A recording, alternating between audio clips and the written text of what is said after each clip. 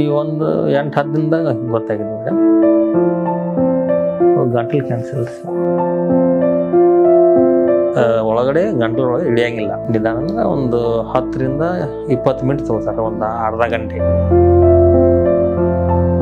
ಅಲ್ಲೇ ಒಂದು ಸ್ವಲ್ಪ ಇಂಜೆಕ್ಷನ್ ಮಾಡೋಣ, ಒಂದು 2 ದಿನ ಹೋಗೋಣ, ಕಡಿಮೆ ಆಗೋಣ, ಮತ್ತೆ ಹೋಗೋಣ ಇಂಜೆಕ್ಷನ್ ಮಾಡೋಣ.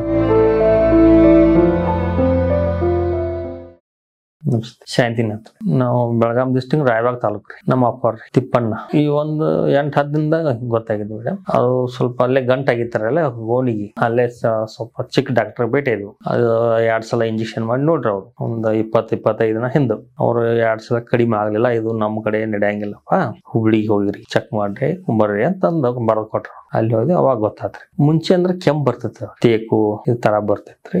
ಅಲ್ಲೇ ಒಂದ್ ಸ್ವಲ್ಪ ಇಂಜೆಕ್ಷನ್ ಮಾಡೋಣ, ಒಂದ್ 2 ದಿನ ಹೋಗೋಣ, ಕಡಿಮೆ ಆಗೋಣ, ಮತ್ತೆ ಹೋಗೋಣ ಇಂಜೆಕ್ಷನ್ ಮಾಡೋಣ, ಈ ತರ ಹಾಕೋತ ಲಾಸ್ಟ್ ಡಾಕ್ಟರ್ ಏನಂದ, ನೀವು ಹುಬ್ಳಿಗೆ ಹೋಗ್ಬೇಕಪ್ಪ, ಹಾಸ್ಪಿಟಲ್ಗೆ ಹೋಗಿ ಚೆಕ್ ಮಾಡ್ಕೋಬೇಕು. ನಾನು ಹುಬ್ಳಿಗೆ ಬಂದ್ಮೇಲೆ ಗೊತ್ತಾಯ್ತು, ಹುಬ್ಳಿಗೆ ಅಂದ್ರೆ ಕಿಮೋ ಕೊಡ್ಬೇಕು, ಇವ್ರಿಗೆ ಶಕ್ತಿ ಇಲ್ಲ, ಕರೆಂಟು ಅದು ಬ್ಯಾಡ ಅಂತೇಳಿ ಮತ್ ನಿಮ್ದು ವಾಟ್ಸಾಪ್ನಾಗ ನೋಡಿ ಗುಳಿಗೆ ಕೊಡ್ತಾರ. ಈ ಕಡೆ ಬಂದ್ವಿ ಮೇಡಮ್. ಗಂಟಲು ಕ್ಯಾನ್ಸರ್, ಅನ್ನನಾಳ ಅದು ಒಳಗಂಟ ಪ್ಯಾಕ್ ಆಗ್ತಾ ಇದೆ, ಅನ್ನ ಇಳಿವಾತು, ಯಾರಿಗೂ ಇಲ್ಲ. ಇದು ಫಸ್ಟ್ ಟೈಮ್ ಅವ್ರು ಕ್ಯಾನ್ಸರ್ ಅಂತ ಅವ್ರಿಗೆ ಸುಮ್ಮ ಟೈಫಾಯ್ಡ್ ಜ್ವರ ಬಂದಾವ ಅಂತ ಹಿಂಗೆ ಹೇಳಿದ್ರಿ.